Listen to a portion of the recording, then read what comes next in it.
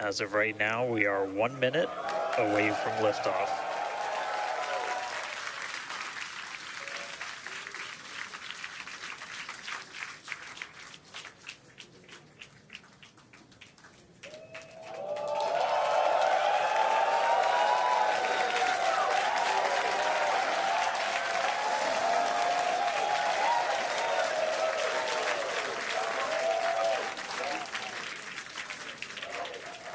Flight directors go for launch.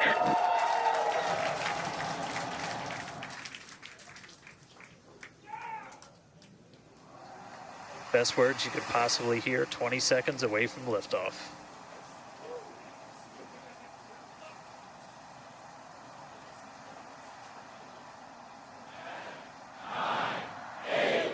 T-minus 5, 4, 3, 2, 1.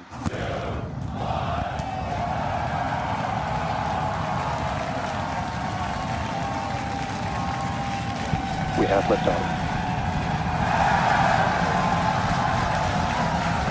Vehicles pitching downrange.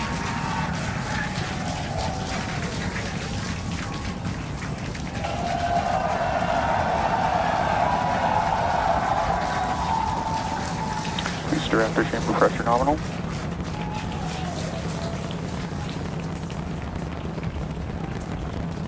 "30 seconds into the flight, the rumble's just starting to reach us here at launch control.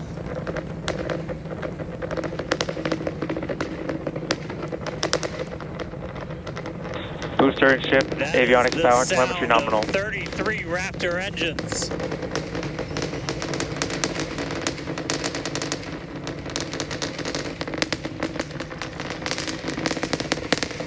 Max Q.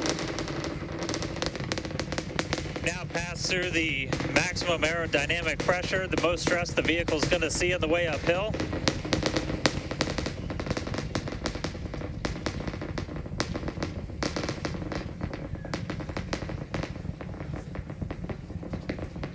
All right, our next major milestone coming up, it's going to be hot staging. We're going to see the engines ignite on ship to push it away from the booster.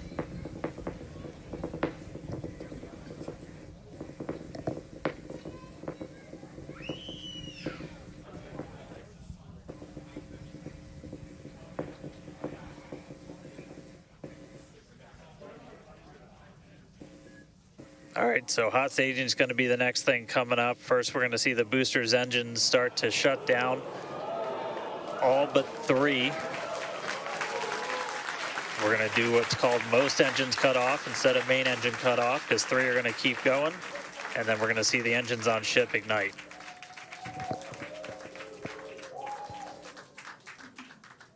Right now, the tower team is doing their go, no go.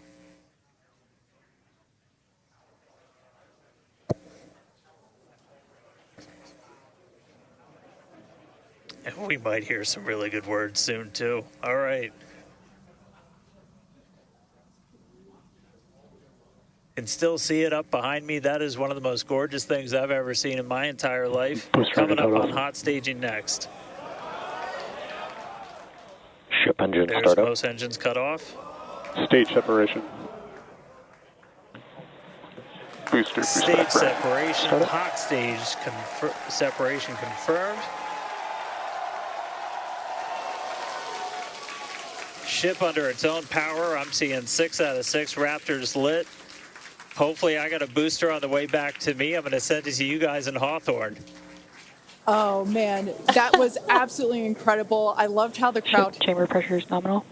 here in Hawthorne all went ooh at that first view of the blue flames from the booster. As you can see there, first stage currently performing, or excuse me, is now making its way back to the launch site. Again, we are Ship avionics power and telemetry nominal. the booster and the tower are both performing automated checks to make sure we are go for the booster to return to the launch pad for that catch.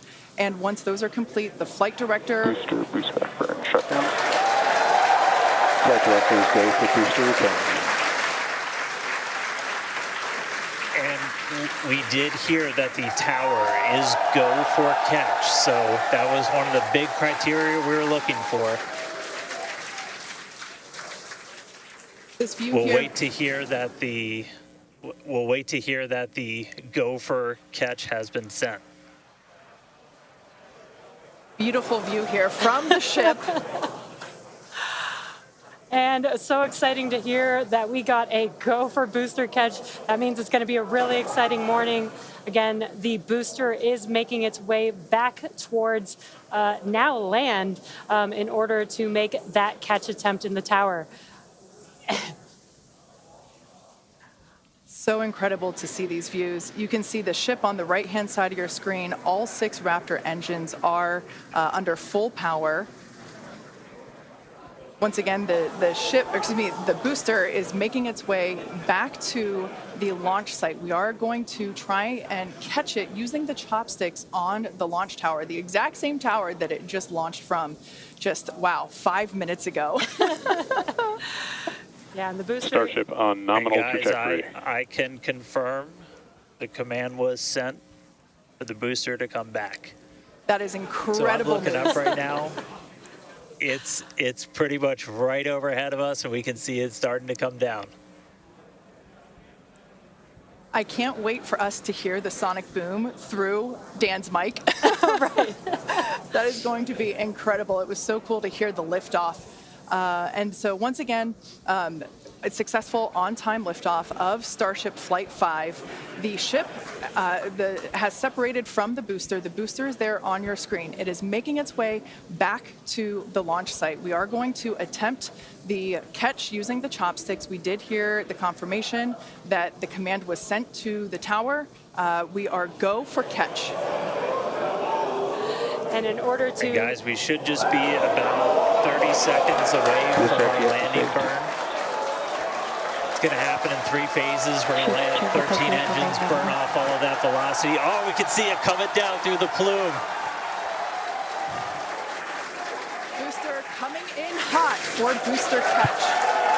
We're going to ignite 13 of those Raptor engines, and this view is incredible right now. You can see how fast this vehicle is moving on the left-hand screen. Landing burn has 13 been engines. ignited. We're now down to 3 Raptor engines. We can see those chopsticks now in view.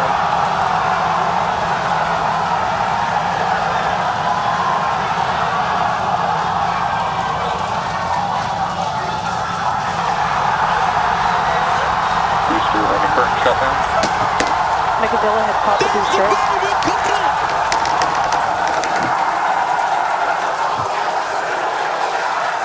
This is absolutely insane. On the first ever attempt, we have successfully caught the Super Heavy booster back at the launch tower. What an incredible view! Are you kidding me?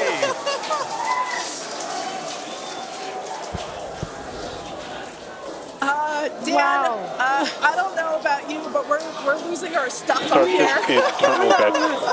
Guys, I'm sorry. Like, even in this day and age, what we just saw, that looked like magic. That Oh, was- wow. Dan, Wow. your view must have been insane. We are still going wild over here over this. Folks, this is a day for the engineering history books. This is a live view of the Super Heavy booster as it has just been successfully caught back at the very same launch tower that it just came from. Dan, I love this. You are reflecting exactly what everybody else here in Hawthorne, except maybe a little bit more because you got to see it with your own eyes. How was that? Ship We engine got cut it. off. Well, I mean, I can't even describe that. Oh, by the way, main engine cut off, ship's in orbit, but I am like shaking right now. That was. Yeah, this is not, Yeah, I mean, let's check in on ship. it's hard to believe that Starship nominal orbit insertion. All right, exciting news there. It's hard to believe that, booster isn't the only excitement that we have today. Just confirmation there, a gorgeous view of planet Earth behind the ship. Yes, saved. And it is now in the orbit that we expected it to. This is just an incredible day. Live views there as the booster vents, some pressures there. That is a live view from the top of the tower looking at the chopsticks. I am still in disbelief. I'm trying to catch my tears just like the chopsticks caught the booster. It has been nonstop since liftoff. And we are all so excited about everything that's been happening so far this morning. With the booster having completed its job for today, we are going to take a short break for the next 30 minutes. We'll return back at T plus 40 minutes while the ship continues to coast before re-entry. Oh man, and as with previous flights, Starlink may actually enable us to talk with the ship through re-entry with no communication blackout. We of course are still testing Starlink during this phase of flight, so nothing is certain, but if we do have views, we'll be sure to bring those to you live. Views or no views, we'll see you back here at T plus 40 minutes for coverage of Starship's re-entry, flip maneuver, landing burn, and splashdown.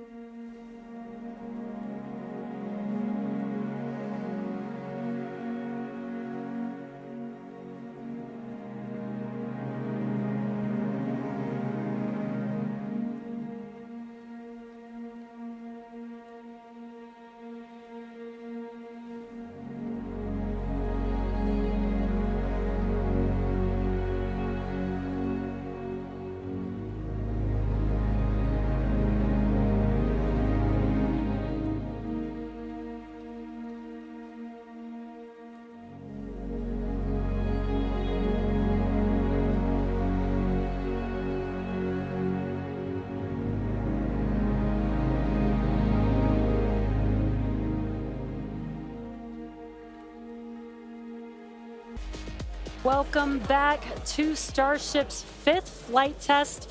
It has been an exciting day so far. Even the crowd here is still so excited.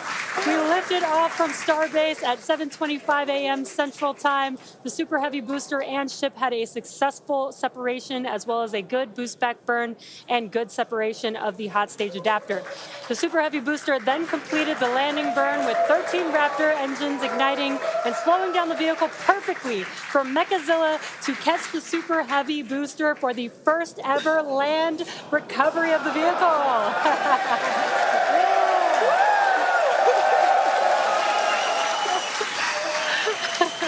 Now, it is insane to think that we're not done yet. We still have, in about 48 minutes, the ship will re-enter. The flap, all the flaps that will today, not that could. The ship will re-enter the Earth's atmosphere. Now, as a reminder, one of the main goals of today's test flight is for the ship to make it through the extreme heat of re-entry and to do so in a controlled manner. We learned a lot about this phase during Flight 4 and, as a result, completely reworked the heat shield, but more on all that in just a minute. Now, re-entry is typically a portion of flight where we don't have communications with the spacecraft because re-entering, it'll be re-entering at about 8 kilometers per second, or about 5 miles per second of roughly orbital velocity. Now, those speeds, the spacecraft moving through the atmosphere results in friction and creates a plasma field around the vehicle. We saw this in action on Flight 4 thanks to Starlink, and wow, it was breathtaking. The blanket of plasma ends up distorting communication frequencies, so it's not uncommon to experience brief blackouts in communication, but hopefully that's not the case today. And Kate, that's where Starlink has just kind of been just the unsung hero and the MVP of this test campaign. I mean, it's able to give us data, not just awesome video, but also data in real time as we're going through reentry. I mean, this is something that throughout the history of spaceflight just hasn't been possible. And this is an environment that is so unforgiving, so hard to model, so hard to understand. And for the first time ever, we're able to literally watch as it unfolds in real time, get that data in real time. And we're able to do that with Starlink. And it's great for us because we get to see something. We get to see the greatest light show on the planet or off the planet. But what it means for this program, we're able to learn tremendous amounts about our heat shield, our angle of attack, everything that we're doing as we're coming in through the atmosphere at hypersonic speeds. And it's, you can't just thank it enough. And also, special shout out, you're going to see some additional flap camera views. We've got a really amazing team of avionics, cameras, electronics, software people who made all that possible. And so hopefully they're going to give us an even better show on the way in today as we're coming in at about 5 times the speed of sound. Yeah, those flaps, Dan, that you see there, that's what's helping. Starship is in a good attitude for entry, approaching the entry interface. Some good call-outs there, preparing for re-entry for Starship. And again, that's what Dan was mentioning, those flaps on the vehicle. And if you've been watching us for the last few minutes, you could see that the flaps were rotating around and helping orient the vehicle as it prepares for the beginning of re-entry today. Yeah, exactly.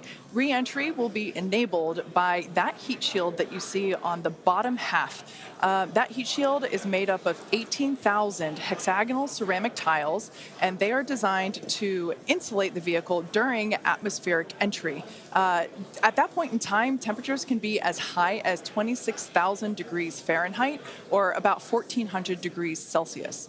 The design itself also permits for rapid reuse with no refurbishment between the flights. And fun fact that I think is just incredible in terms of scale, but the heat shield alone on the ship has a total mass of 10.5 tons, which is crazy because these things are really lightweight.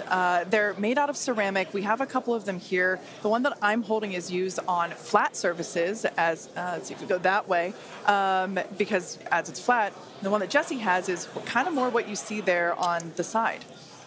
Yeah, exactly. And having these different shapes, the flat version and the curved version, allow us to cover a lot more of the surface area of the vehicle. Again, we need to protect every portion of it. So even those curved surfaces, and especially the hinge area, if you watched Flight 4, is really what we want to make sure that we protect. And yeah, Kate, these are very, Super very lightweight. But when you put 18,000 of them together, they add up to 10.5 tons, which is incredible. Now, we did mention earlier that the heat shield has been completely reworked. Starship has entered the atmosphere, remains on a nominal entry trajectory. We can start to see that plasma now starting to build up on the side. It's not quite full plasma yet, but we are starting to see that color indicate that the heat is building up on the heat shield. Yeah, this is such a cool sight to see because you really never really have gotten to see this live before Flight 4. Yeah. And as Kate mentioned, it's getting a little more red, as you can see there on your screen. That means that heat is building up. But that's exactly what these heat shield tiles are there for, is to protect against this plasma and this really, really extreme heat that the vehicle is going to see for about the next 10 more minutes or so. Yeah, so the ship will attempt to light the 3 center Raptor engines, and those are the engines that can gimbal or maneuver or point, and they do that to help flip the ship until the engines point down so that it can land using the Raptor's thrust in the ocean. So that will happen after we get through this re-entry period. Again, now starting to see, and we also might start to see the flaps actuate a little bit here as the vehicle controls its roll during re-entry. That was one of the main learning points from Flight 3, was the roll control didn't work quite as well as we wanted it to. We learned that we needed some redundancies, so we added more roll control thrusters, and we'll see those in action as well today, as that was a Flight 3 learning that worked better on Flight 4 and still enabling that same design today. Yeah. Starship has passed through 85 kilometers altitude. Flaps now have control of the vehicle. Great call out. As Kate mentioned, the flaps are controlling the attitude of the vehicle. And I love these views because it looks so calm. Everything is relative, right? So relative to this camera on the ship, it looks so calm and smooth, but the vehicle is traveling extremely fast. You can see the speed on the bottom right-hand corner of your screen. Starship is designed to land on Mars where there are no runways or other humans to help out. So we also want rapid reusability. So we're doing propulsive landing instead of a more traditional means like parachutes. And so we will use the engines on this vehicle to help slow the vehicle down for a vertical landing. Yeah. Now, entry is going to basically happen in 5 phases. The first is low drag. That lasts for about 3 minutes. Next is high heating, and that beginning when heating increases above the heat rate breakup limit. That lasts for about 10 minutes. We then have high dynamic pressure.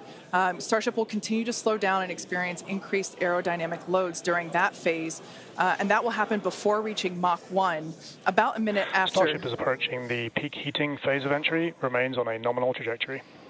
Okay, so that was phase 2 that he just called out, that I was mentioning. After peak heating is that dynamic pressure around Mach 1, and that will last about a minute after leaving the hypersonic area, and then we go into subsonic, and then, of course, landing burn. Wow, what an incredible view.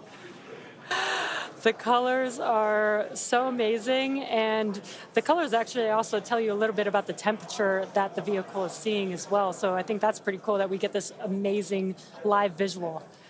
Speaking of live visual, the flap, we have more views, more cameras on board Starship, as Dan mentioned a few minutes ago.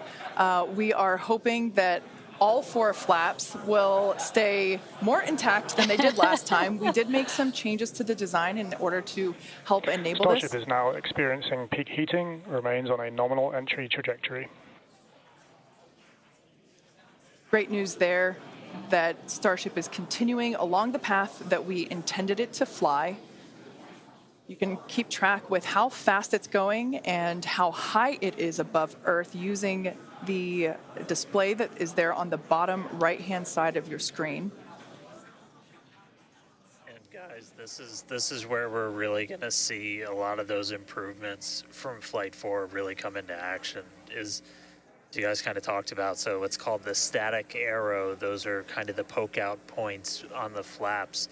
Those get exposed to some pretty extreme heat environments, and so we added some additional, basically made it a lot more robust for the thermal protection there. And we learned not just from visuals and stuff like that. We had those missing tile tests on Flight 4 where we intentionally left some out, kept in some backup layers. They're called ablatives, which means they just gradually melt away to help dissipate the heat. And we've got an entire layer of ablative underneath the tiles on this Starship today. So even if you get a gap in a tile or a tile is broken, anything like that, we've got essentially backup options. And what we're really trying to do today is do an on-target landing. As we lost the flaps, you lose a lot of your control, and so we didn't land right on target last flight. This time we're trying to really nail the target within just tens of meters, and that'll just be a really huge step on feeling like we're closer to bringing a ship back. Obviously, there's a lot of work before we get there, but we just caught a booster. We're going to start looking real soon at when we can catch a ship. So the view on your left is as a helicopter passes by Dan, bound at Starbase. The view on your left is a camera that's positioned near the nose of the ship, looking basically down toward the flap. The view on the right is looking perpendicular to the flap. So we're looking basically bird's eye view onto the flap on the left-hand side, and then a worm's eye view from the side with that view on the right. Yeah, sorry about that, guys. Maverick just buzzed the tower.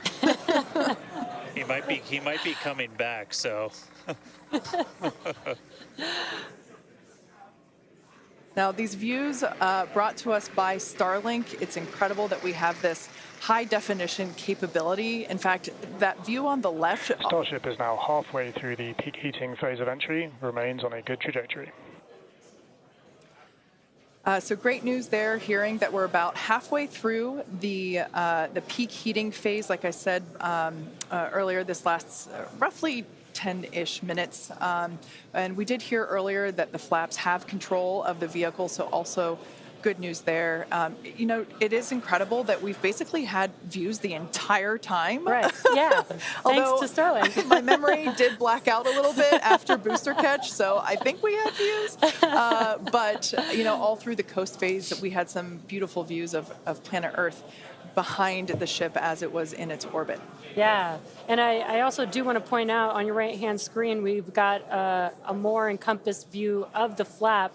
As we watched in Flight 4, the hinge area was the area where we got a little bit of that burn through. This view, this new camera view on the ship will help us be able to visually see more of what's happening in that area. And again, we have improved our heating tiles, and so hopefully we've protected the hinge a lot better this time. Landing chill has started.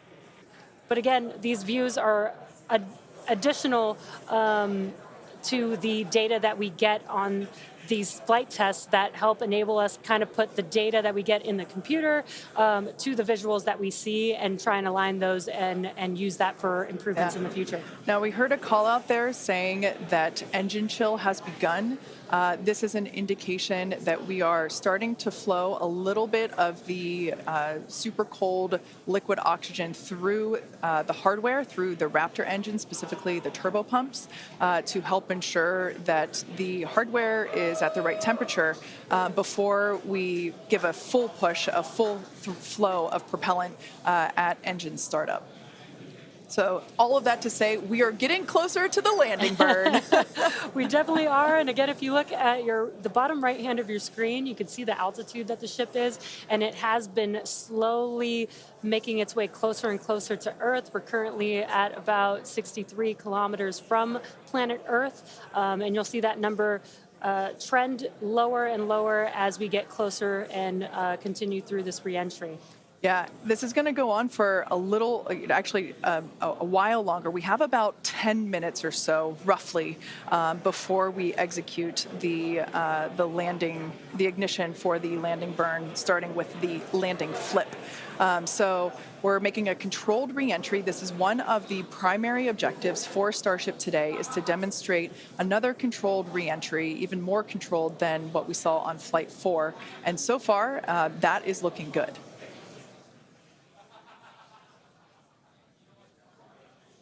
And then as we start to really get lower, we're going to start seeing the atmosphere's effects start to take place, and that's when we'll be dropping our speed down closer to the speed of sound. You'll see the flaps start to maneuver. We were able to do a landing burn on Flight 4, which kind of caught all of us off guard. It was pretty incredible after seeing the flaps survive through. And we're going to try and do another one on this flight today. We tweaked it a little bit, so we're going to try and splash down at a little bit of a gentler angle this time, instead of just kind of hit the water and fall over. And the goal with that is try and keep the ship intact, and then if we're able to then get some additional video of it, again, that's just more data. And everything we can see, everything we can get extra, like a couple extra seconds or minutes of data coming from the ship after Starship has splashdown. passed through the peak heating phase of flight, approaching maximum entry dynamic pressure. All right, we're through peak heating. Coming up is basically max Q part 2, where we're going to hit kind of that part of the curve where we're still moving really fast and the atmosphere is just dense enough that we're feeling the most pressure, but hopefully we're going to start feeling a little bit less heat now.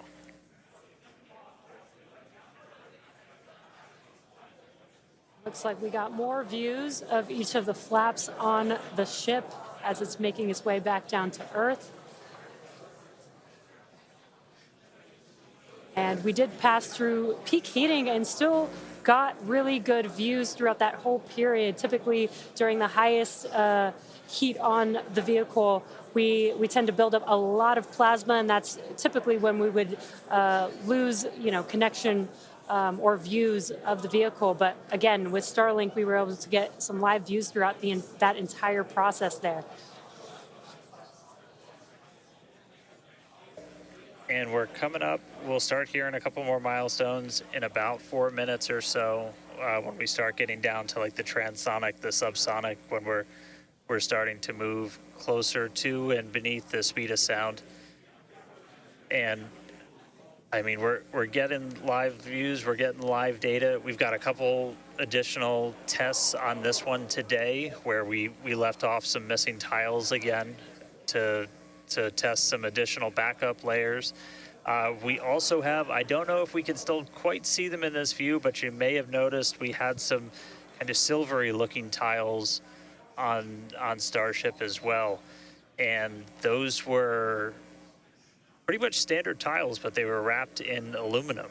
And it was a pretty simplistic, straightforward one where aluminum starts to melt at roughly the same temperature where steel starts to lose its strength, not necessarily melt. And so if we see stuff melting, we know what our steel is going to be exposed to. But yeah, 59 minutes since launch, should be coming up on transonic and everything just about 3 minutes. Now the views here, we have coverage of all 4 flaps. We can see, so for those that perhaps didn't catch a glimpse of the vehicle before liftoff, there are 2 flaps at the forward end and 2 flaps at the aft end. The larger camera view that is there on the right-hand side of your screen, that is a view of one of the aft end or the bottom end flaps. we can start to see some heat buildup and peeking through on one of the flaps there in the top left-hand corner of your screen.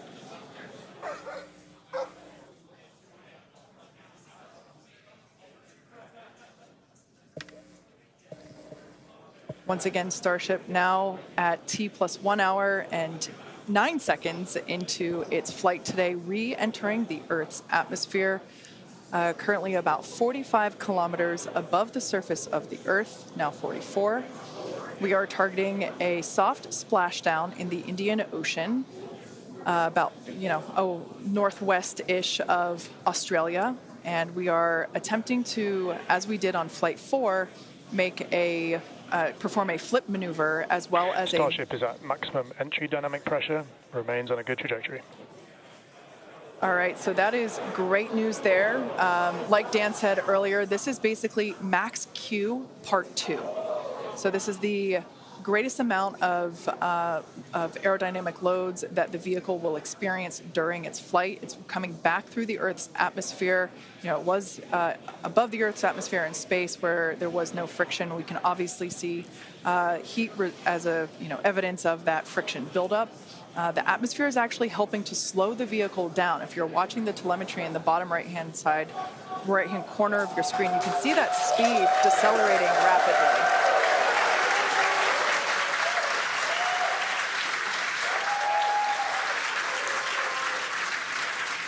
Now, the 4 flaps on the ship help steer the vehicle, and one of the main objectives for the ship today is to demonstrate controlled re-entry during this phase of flight, this re-entry phase.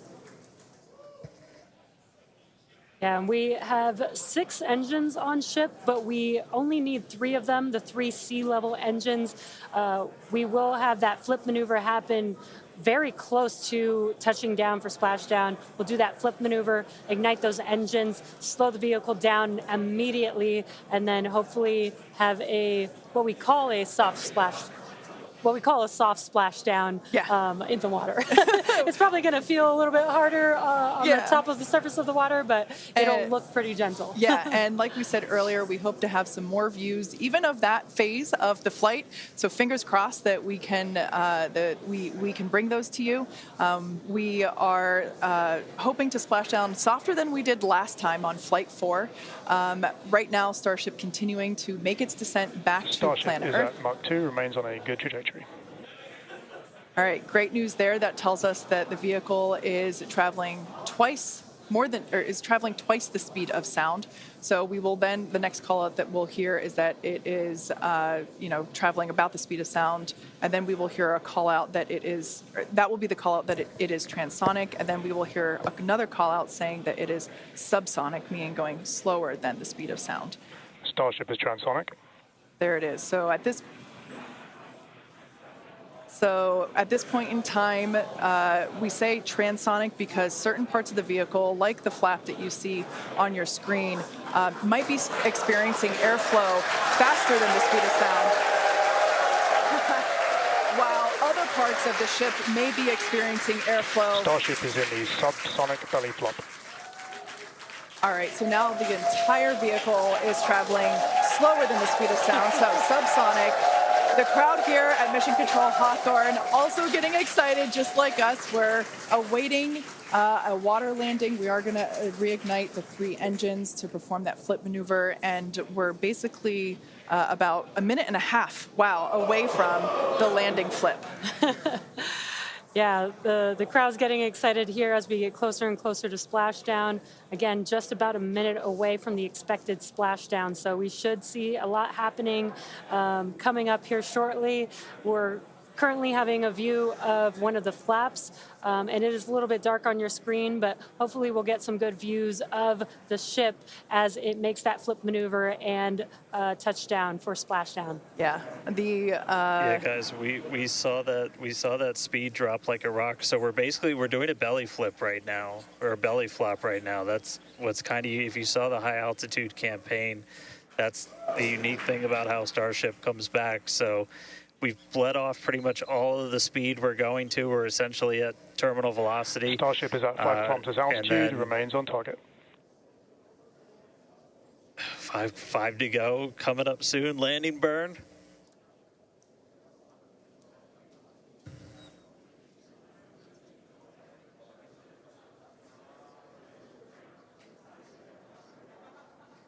Two kilometers away. Starship is on target, approaching landing burn startup. So keep an eye on the bottom right-hand side of your screen as well. That will be the indicator when the Raptor engines ignite, if we are unable to see that illumination ourselves. Landing burn startup. What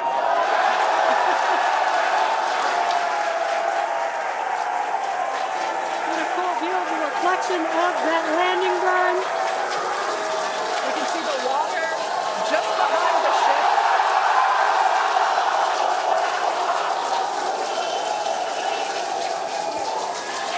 Starship has landed. An incredible view. I think it is safe to say we have a ship in the water. Touchdown! That is a live view from the ocean surface. What an incredible end to Starship's journey. A live view from a buoy that we had out at the landing zone. An incredible view of ship landing just about on target as they were calling out. That was amazing. And we were not intending to recover any of the ship's hardware, so that was the best ending that we could have hoped for.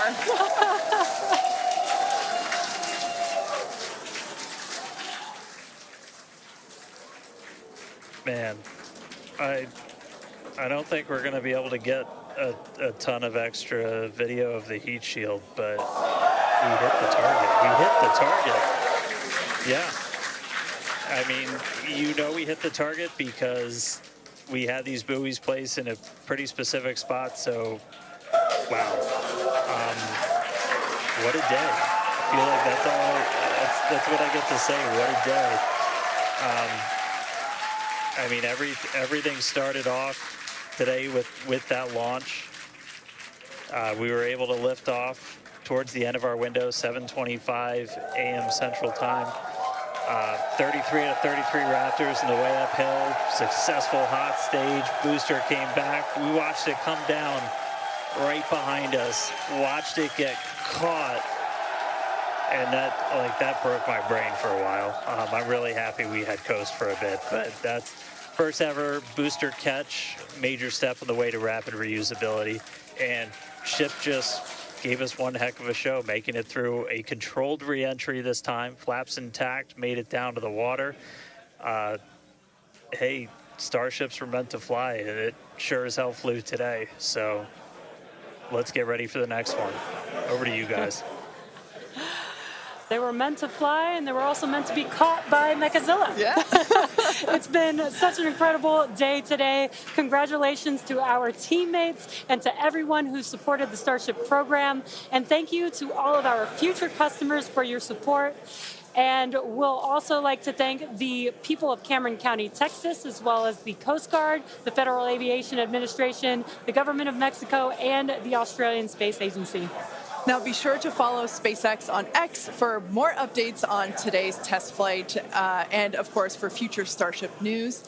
Today was amazing, but the SpaceX action isn't over yet. Soon Falcon Heavy will launch NASA's Europa Clipper, and we're also going to be returning Dragon back to Earth with NASA's Crew 8 astronauts. So congratulations again to the SpaceX team. What an amazing launch and an even cooler catch. Thank you for watching, but we're going to leave you with an awesome recap of what has been the most epic day.